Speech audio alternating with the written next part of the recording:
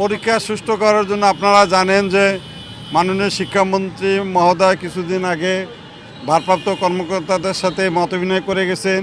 আমি আলাদাভাবে আমার বোর্ডে ভারপ্রাপ্ত কর্মকর্তাদের সাথে মতবিনিময় করেছি এবং পরীক্ষা সুষ্ঠু সুন্দর কাজ আপনারা জানেন যে প্রত্যেকটি কেন্দ্রে সিসি ক্যামেরা আওতাভুক্ত আনা হয়েছে এবং মন্ত্রণালয়ের নির্দেশে এই পরীক্ষা শুরুর আগে কিন্তু আমরা এই 142টা কেন্দ্রে প্রাক পরিদর্শন করছি যে সিসি ক্যামেরা বসানো হয়েছে কিনা, পরীক্ষা যে বেঞ্চগুলান ঠিক আছে কিনা, মানে আমরা সবাই প্রাক পরিদর্শন করে আসছি যে আমরা দেখছি সব কিছু ঠিকঠাক আছে।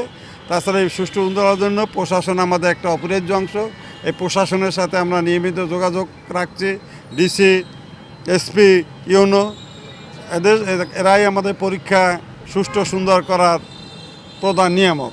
তাদের সাথে সবসময় আমরা যোগাযোগ রাখছি, মন্ত্রণালয়ের সাথে যোগাযোগ রাখছি। মন্ত্রণালয় আলাদা আবার ভিজিলেন্স টিম করছে এবং আমরা 21টা ভিজিলেন্স টিম করেছি। প্রত্যেক উপজেলায় জেলায় জেলায় আলাদা ভিজিলেন্স টিম আছে, বরিশালের জন্য আবার আলাদা ভিজিলেন্স টিম আছে। আপনার সবাইকে ধন্যবাদ।